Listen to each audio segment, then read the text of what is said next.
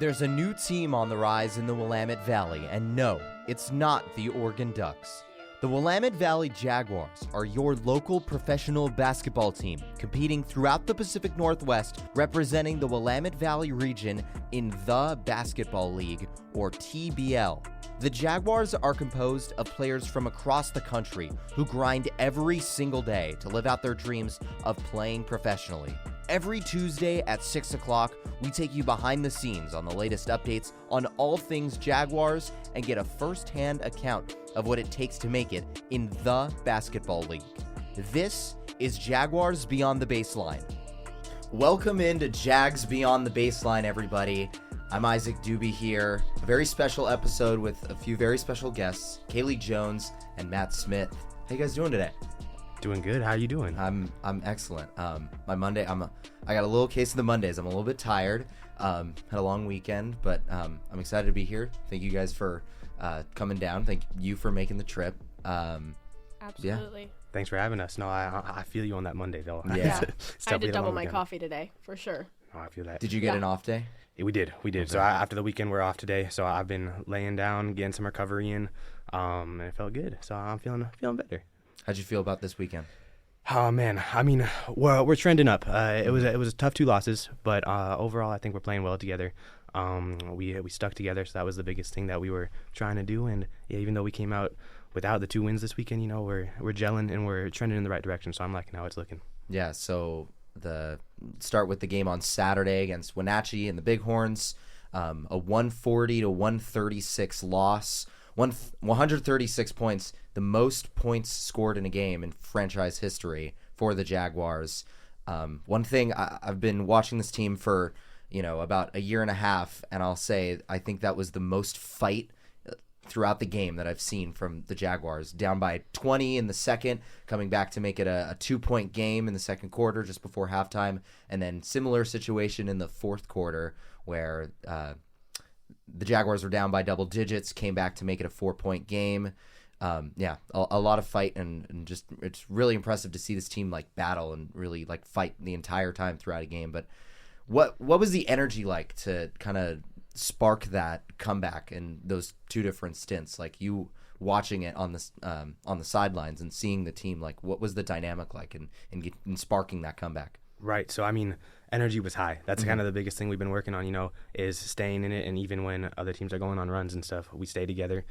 We keep pushing, we keep fighting, because basketball ultimately is a game of runs, So even if they go on a 5-10 point streak, we're going to have our own that's going to come right back. So we just made sure to keep our energy high, keep the ball moving, keep going around. And I mean, like you said, we didn't come out on top, but I liked how resilient we were and being able to stay with it and bring it to such a close margin where we could in the future come out on top of it. Wenatchee, one thing that amazed me about Wenatchee is they were a team that they were trying all these crazy aggressive passes, especially Chris Cromartie, who's an all-star and is one of the recruiters for their team. He was trying behind the back passes and made a bunch of one-legged threes. Did they play like that in the other matchups? So I actually wasn't on the active roster when we were going to Wenatchee the last time. But that's his style of play. Well, we've seen it before in film and everything. That's how he plays, and that's kind of what we adjust to.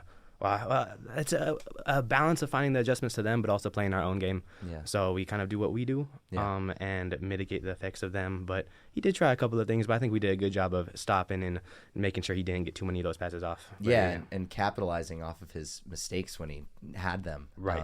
Because that's kind of what sparked some of the runs there. Is his mistake would spark a 6-0 run or an 8-0 run for the Jaguars for you guys to kind of get back in that game.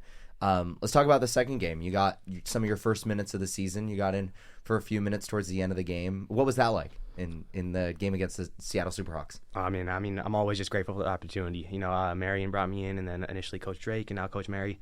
I'm just grateful for it. Yeah, it's a chance to play basketball. I'm learning out here. I'm one of the younger ones on the team, so it's really great just being able to learn from everybody and get some opportunities to hopefully eventually get overseas. But I'm loving it. It's basketball. It's hard to not love it. So anytime I get in, but even when I'm not, I love watching. Those are my guys out there. It's family, So it's a great thing just being a part of all of that, and I'm really enjoying it. In that game against the Seattle Superhawks, it's a 141-114 loss. But one thing that me, looking at the box score and looking at the performance, is your guys' best performance at the free throw line, shooting 83%, 15 for 18. That's a pretty good mark for you guys, the Jaguars, a team that has struggled at the free throw line this year. Are those fundamentals like emphasized during the week in practice leading up to the games to try to improve that mark? 100%. We're always trying to get those free throws right because that's a big part of the game too. The guys are shooting great though, so we know they're gonna go in eventually. That's what we work on them. Everyone's in the gym always, so usually to end practice, like that's when you get your free throws up. You get ready between water breaks, you get your free throws up. You're not shooting threes or whatever it is, but getting those free throws because those are important. And the guys are doing great. We're coming together, we're getting better with it. So yeah, it's going good. This was Coach Mary Stade's first full week to prepare with you guys for a weekend of games, where last weekend she only had like 3 days and kind of let assistant coach Jordan Sanders kind of take the lead. But I'm curious, I talked to her a little bit before the game. She said she was implementing a new offensive scheme and new offensive sets. I'm curious, what are your impressions of her as a play caller, defensively and offensively, for what you've seen in your guys' huddle? Yeah, she's an awesome coach. I had a little bit of an experience with her from Salem. She was the old Salem coach, and then TBL Summer League, I had a little bit of experience with her too. She's a great person, great coach. She's really trying to help us out and just make us a better team and get us to gel together. So, we're all really coming together. That's the thing. Like, that's our biggest thing, is that we're on the trend up. I know our record is a little tough right now, but the thing that we're just working on is staying together and making sure we build up, and she's doing a great job of keeping us together and moving us forward towards our goal of winning games and getting to playoffs. Kaylie, any impressions on Coach Stade? Oh, I love Mary. She's amazing. She immediately came over, shook my hand. I don't feel like I've gotten that from any of the other coaches. I always get greeted. Being at the score table, everybody comes up and says hi, but she came up and she wanted to know my name. She wanted to know what I did for coaching, and she made a comment to me. I asked her, I said, I just coach high school, and she said, never say you just coach. She was like, you are coach, and I love that you're here. So that made a huge impression on me. I think she's super awesome, and I can tell she's making a huge impact on the guys too, so that's important. Yeah, and it's pretty amazing that the TBL has never had an all-female coaching staff until now. Of course, in their first game, when it was just the two of them, they won that game by 1 point. You talked about working with her in the summer league. I know that in the 2 years that she coached, the first year she won the championship, and the second year she didn't, but won a bunch of games still.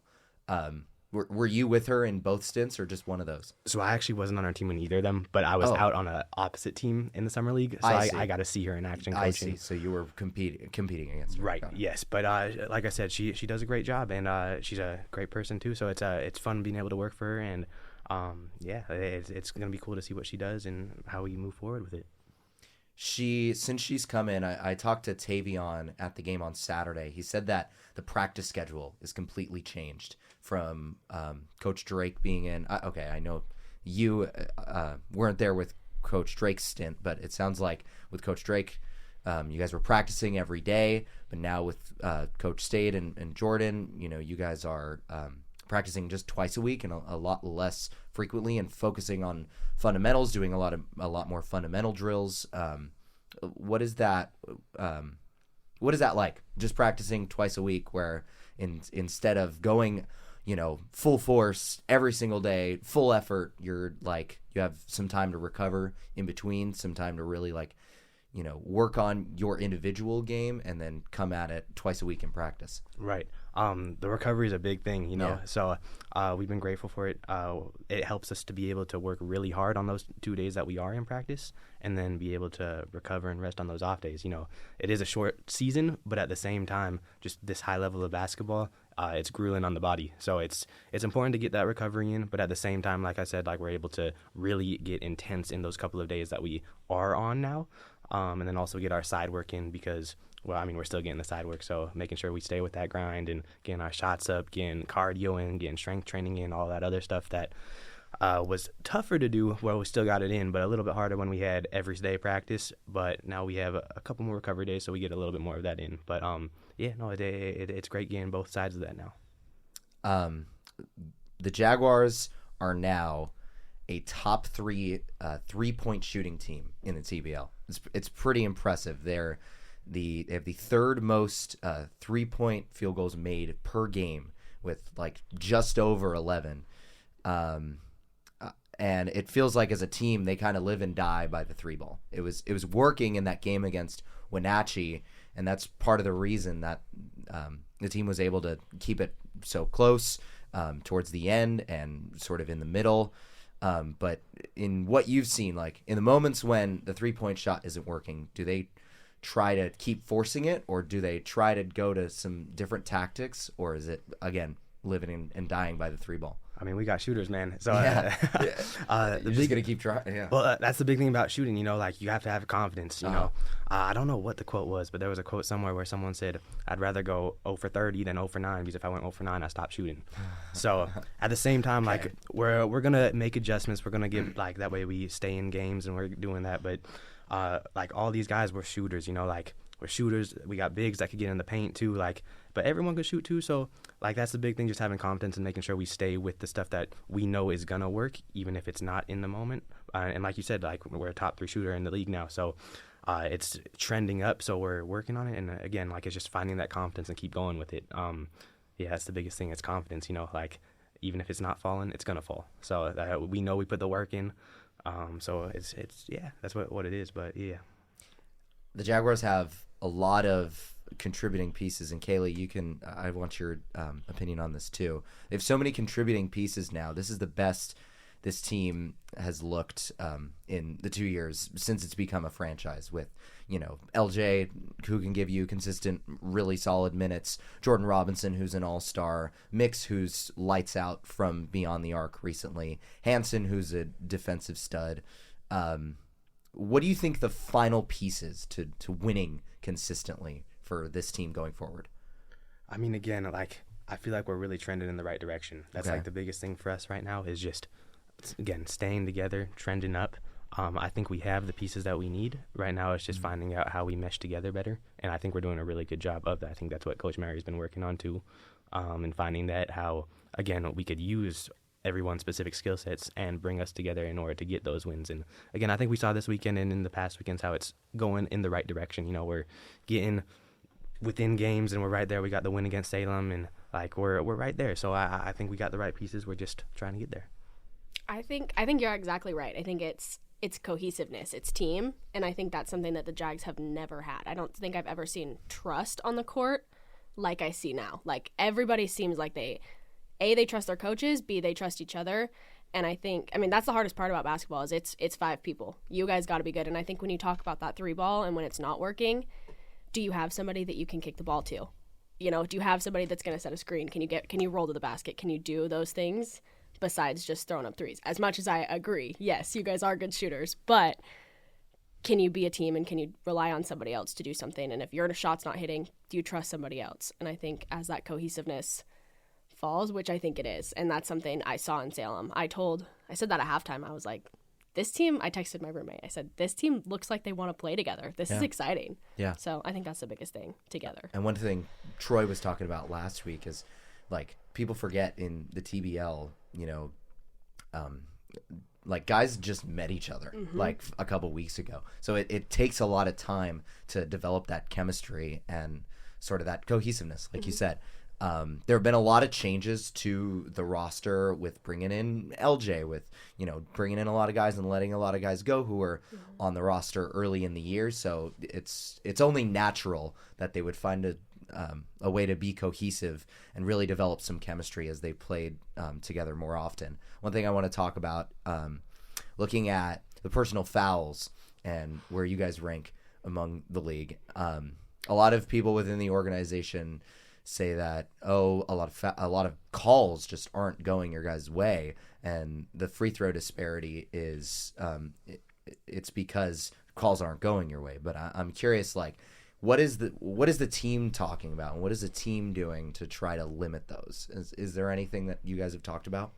Well, I mean, I would just say like the biggest thing that with those fouls is just that we're playing really hard. You know, Yeah. like we're trying our best to stop them from getting to the bucket and contesting shots and going for that.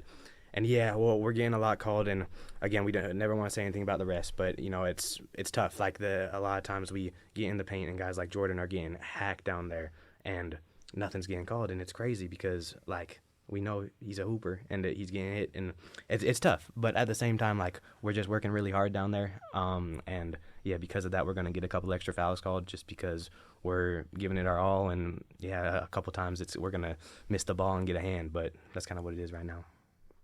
I'm curious, what do you add to the mix with your skill set? With, like I said, all these contributing pieces and all these great stars who can contribute in so many different ways on defense, from the 3-point line and inside. Like, what do you add to the mix with your skill set? Right.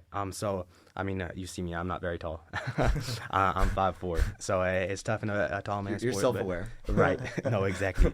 But my biggest thing is my intensity. That's like Okay. kind of the big thing that I've always prided myself on and bringing. Like when I get in the game, I'm trying to go 94 feet. You know, pick up, get hard defense, hard that way I could boost myself. Well, that's also boosting the people around me, because if I could bring the energy, then that's also bringing energy to those around me.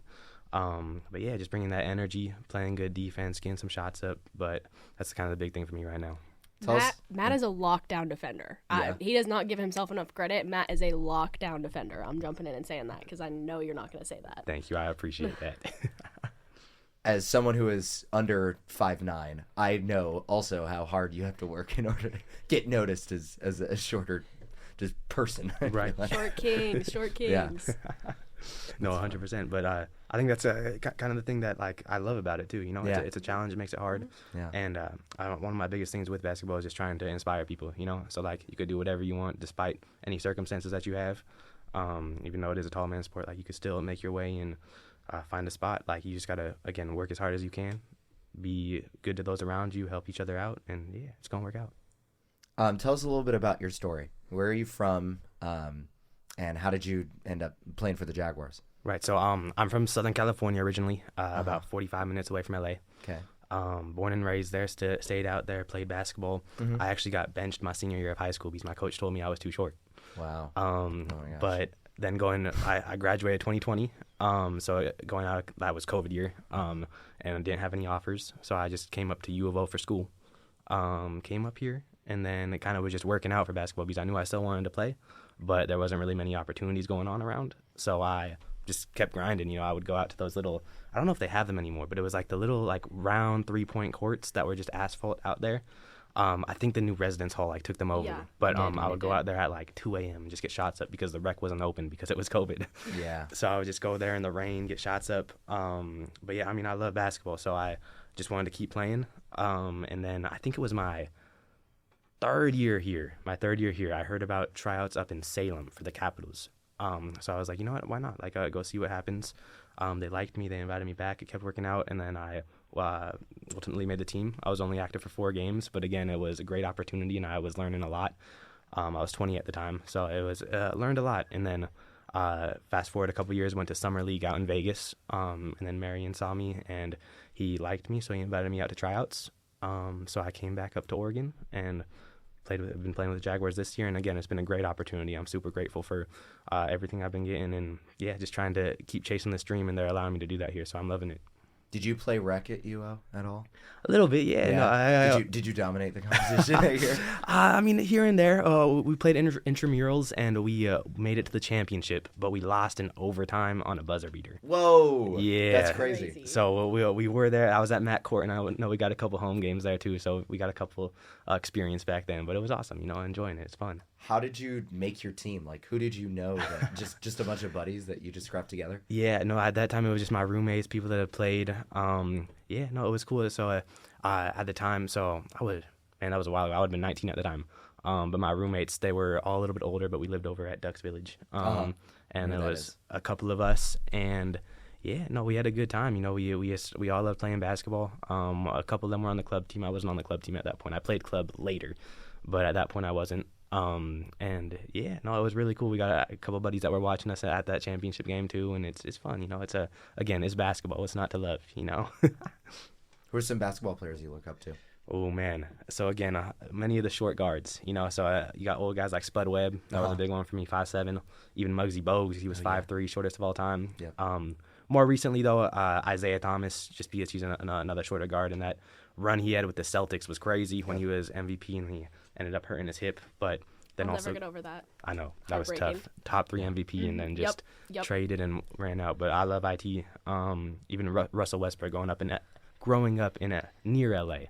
When he was playing at UCLA with Kevin Love, that team, I was a big fan. And then watching him go to OKC, playing with Durant, and just his major seasons, all of that. I feel like I'm probably forgetting some of the guys that I look up to, but many of those big, like the short hustle guards, because that's kind of like my play style. Yeah. So whatever that is, like I love those guys because that's how I model my game. And they work extra hard. Yeah. Exactly. No, 100%. That's good. Kaylie, tell us a little bit about your story. Yeah, well, I got pretty lucky. I was coaching middle school ball with, he doesn't coach them anymore, but Coach Niles. So he was like, hey, we have this new opportunity with the Jaguars. Do you want to hear about my basketball first?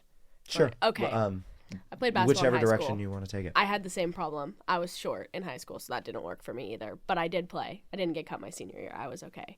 But yeah, and then I just ended up, I love it. I coach with my dad. He's my best friend in the whole world, and that's how I got started in coaching, and I just didn't want to give it up. I told him on my senior night, I was like, dude, we're not going to get to be on the court anymore. So I just kept coaching. I've been grinding. My goal is to just keep coaching, and Coach Niles and I were coaching together, and he was like, hey, have you ever heard of the TBL? And I was like, I have no idea what you're talking about, but I'll be there. And I got to do the scoreboard and shot clock, and they asked me to come back this year, and I don't know. It's been really cool to be a part of this program. It's amazing. I've met so many people. I mean, I'm on a podcast. How fun is that? Yeah. So I've just had so many great connections. Ideally, I want to work more behind the scenes, kind of work with Marion a little bit, maybe do some assistant things, but I love it. I get in trouble all the time. I do the shot clock, and I'm always in trouble because I'm yelling at the guys, or I'm telling them to do this, or cut to the basket. You need to do this. God. So, yeah. Last week I pulled Troy aside, and I was like, hey, I need you to do this. And he was like, why are you coaching me right now? While you're like sitting at the scores table? Oh, 100%. 100%. He was subbing in. I just pulled him aside. I was like, come over here. I need to talk to you about this. On defense, we need to be. So, I don't know. I'm just an extra set of eyes, but Marion's taken a liking to me. I love Kelly. Kelly and I are really good friends. Now they apparently want to keep me around. So. Yeah, it sounds like they want to bring you on as into like a marketing and executive role, something like that, which is really cool. Yeah, yeah. It's great. I know that you were one of the people that was like there from the very beginning. So I've been there. I'm loyal to the Jags. Yeah, let me tell you, I'm nowhere else, but I'm super lucky. Like you said, it's basketball, and what's not to love? I love basketball. I've grown up loving basketball, and I feel super blessed for the opportunity, for sure. I think Marion deserves a lot of credit for like putting the right students in place and kind of like really like allowing them to flourish. I think one thing I give him credit for this podcast, because this podcast was his idea. Like I didn't come to him, and I honestly when he gave me that idea, I kind of just took it and ran with it, and looking at where I could distribute it and how it could go on KWVA and how we can partner with them.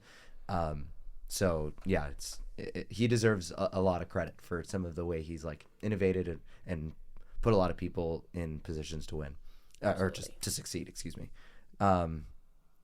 Yeah. So you went to. You said you went to UO for a year. A year. Yep, my freshman year. Went to Lane for a little while. Yeah, I went to Lane for a little while, and then I just needed to take a break. I graduated in COVID. I'm sure you can relate to this. Yeah. And college was hard.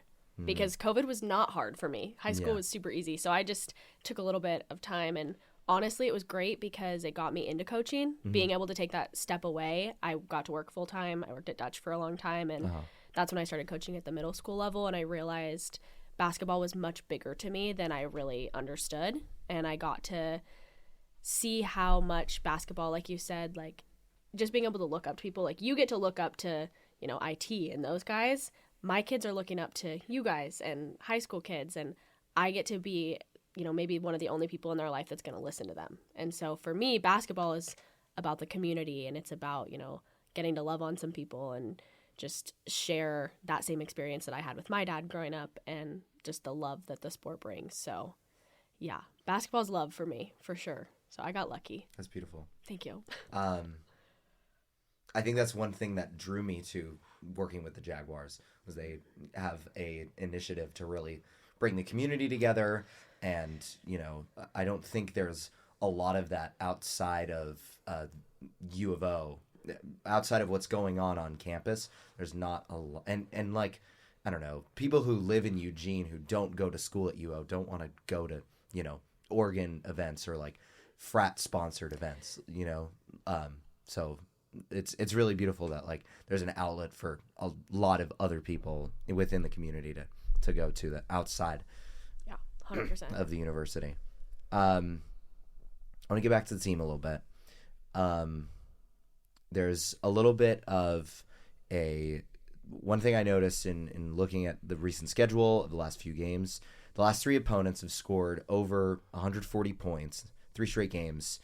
And a lot of that is getting points in transition, just on the fast break, transitioning from offense to defense, and the other team doing vice versa and doing it very quickly and scoring right away. How do you guys think that they can clean that up? Well, I mean, the biggest thing, again, is just that we want to focus on playing our game.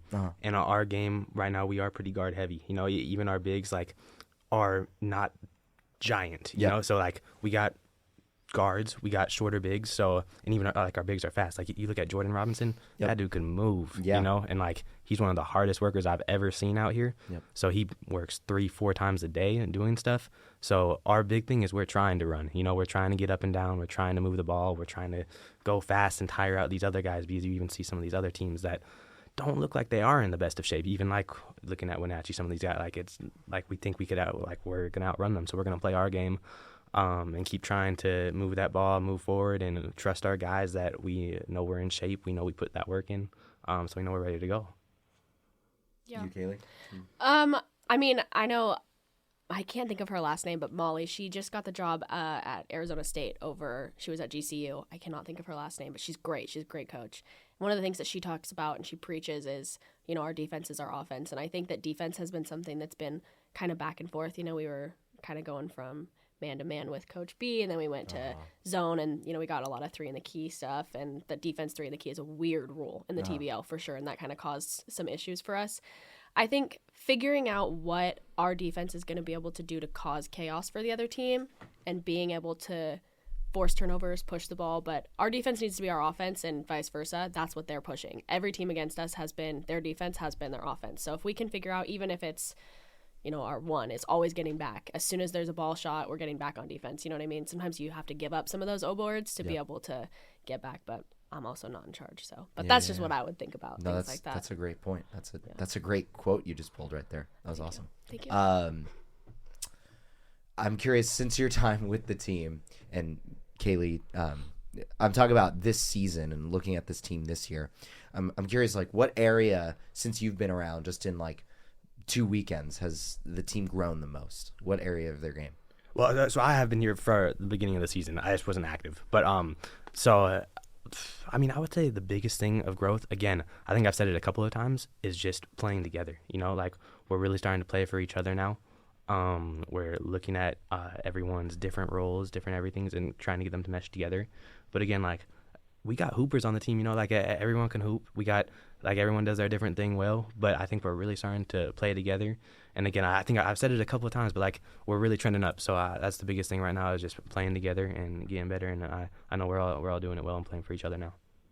Yeah, no, I agree. I think I talked about cohesiveness and that piece, but I think the way that you guys trust Coach Mary and trust Coach Jordan, versus how it's been in the past, and I'm talking about every coach since the Jags started. It was interesting, but I think that's been a big thing. And also the rotation that you guys have, it seems like everybody just trusts when they come off the floor. They trust that the guy that goes in is going to do his job. And I have definitely seen, where it's little things, and I know it's professional, but at that level too, it's little, where it's, a guy comes in and subs for you and you hang your head and you're upset, versus like, yeah, all right, here, you got my guy, we're good, I'm going to get a break.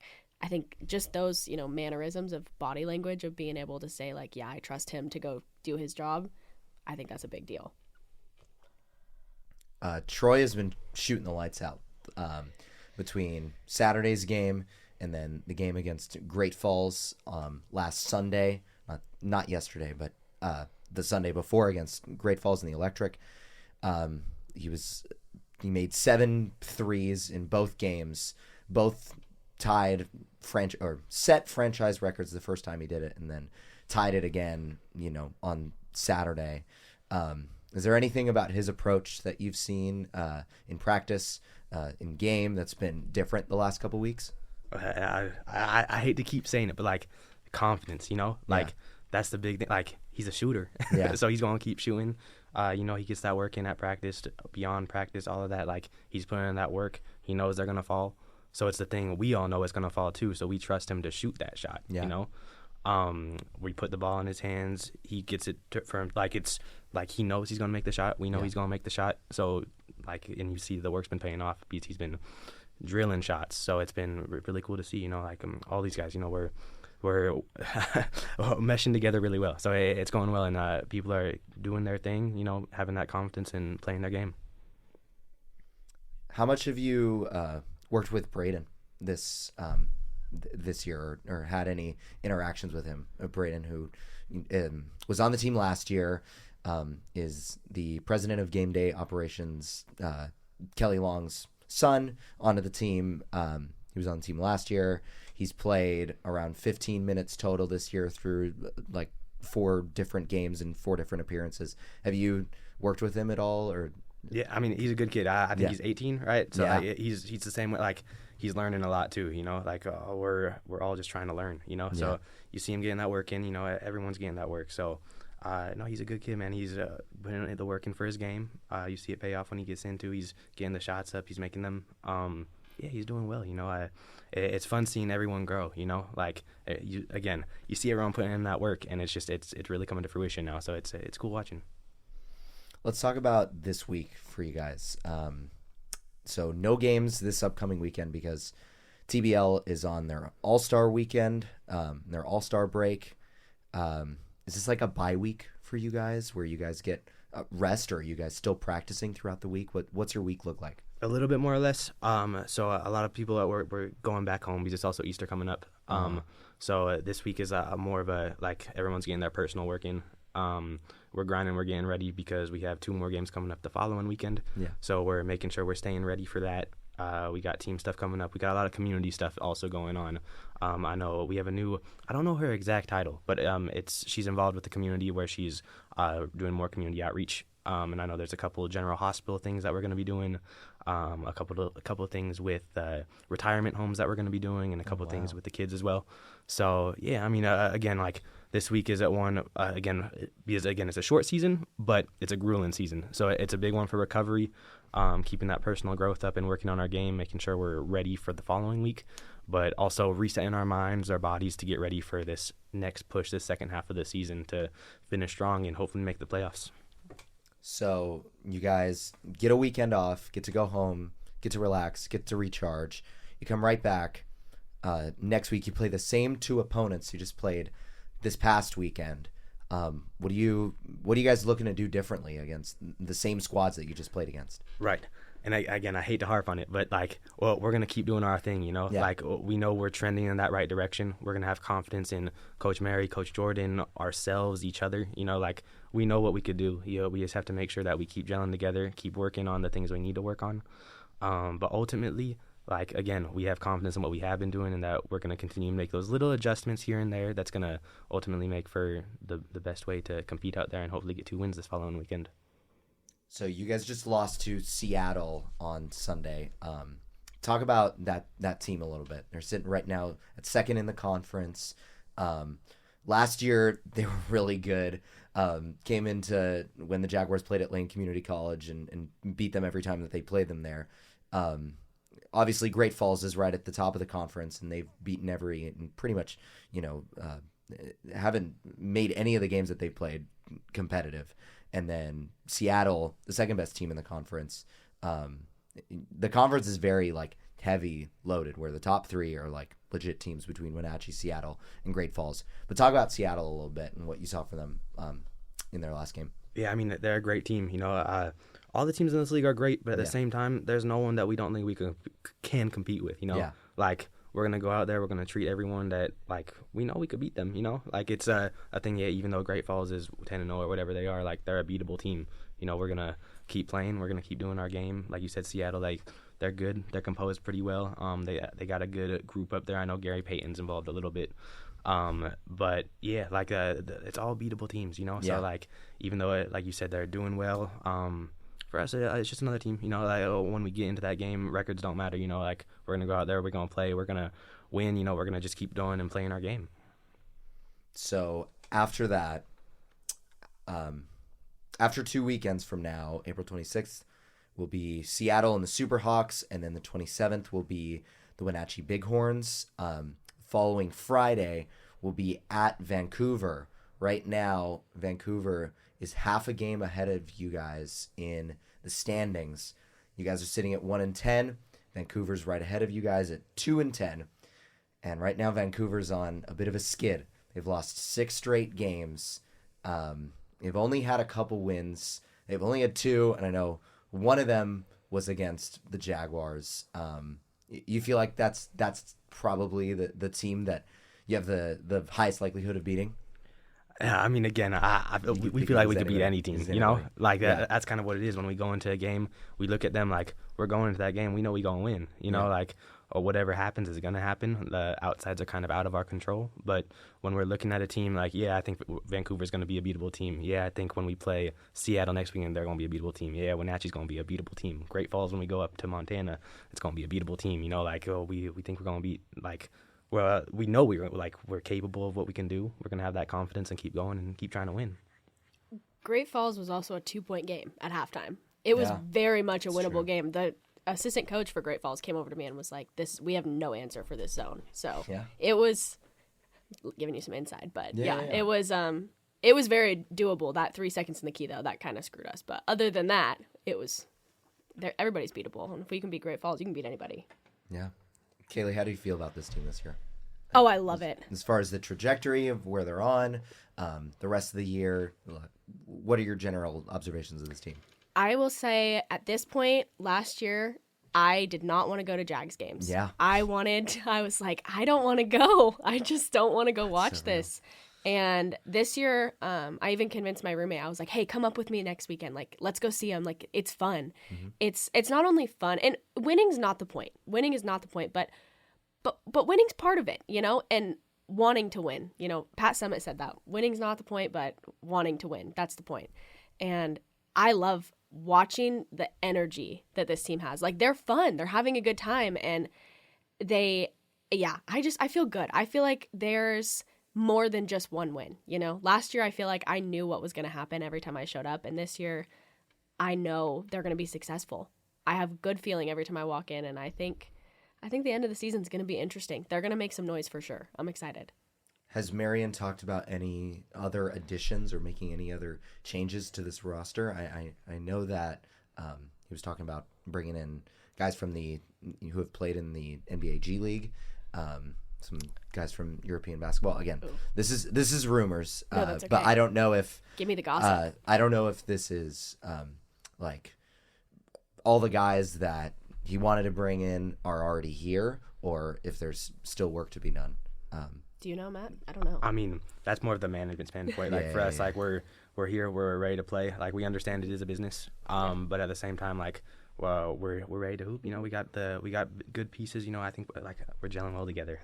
I know I said it a lot, but we really are. We're trending in the right direction. We got the pieces, the management stuff. You know, like we kind of let that happen, and then we play basketball. You know, we're ready to go whenever the opportunities come for us. You know, but it's just kind of one of those things. Yeah. I don't get let in on that intel. I just show up and I'm like, oh, he's new. He looks cool. I know when Juice and what is his name? LJ. Why did I say JL? When LJ got there, I was like, am I tripping or are these new people? Because that does not look like the same roster we just had. So maybe next year I'll have all that intel. I'll be able to drop that early for you. Give you an inside scoop. Hey, well, I appreciate both of you coming on. Any last final thoughts or anything you guys want to touch on? I don't know. I appreciate you having us on. Yeah. Thank you so much. Thank you so much for coming on. This is Jags Beyond the Baseline. The Jaguars will get a week off this weekend from games for the All-Star break. They'll go home and recharge. But next weekend, they got a rematch against the opponents they just played in the Seattle Superhawks and the Wenatchee Bighorns coming up April 26th and 27th. That April 26th game, that will be at Seattle Pacific University. And then, so they'll be on the road for both of those games on the 26th and 27th against Seattle and Wenatchee on Saturday and Sunday, April 26th and 27th. This is Jags Beyond the Baseline. I'm Isaac Doobie with Kaylie Jones and Matt Smith. Thanks so much for listening here on KWVA 88.1 FM and KOCR Oak Ridge 91.5. Thanks for tuning in to this week's edition of Jaguars Beyond the Baseline. If you want to find out more about the Jaguars, you can go to their website at wvjags.com or follow them on Instagram at wvjags. Come hang out next Tuesday at 6 o'clock for another episode of Jags Beyond the Baseline. I'm Isaac Doobie signing off on KWVA 88.1 FM and KOCR Oak Ridge 91.5.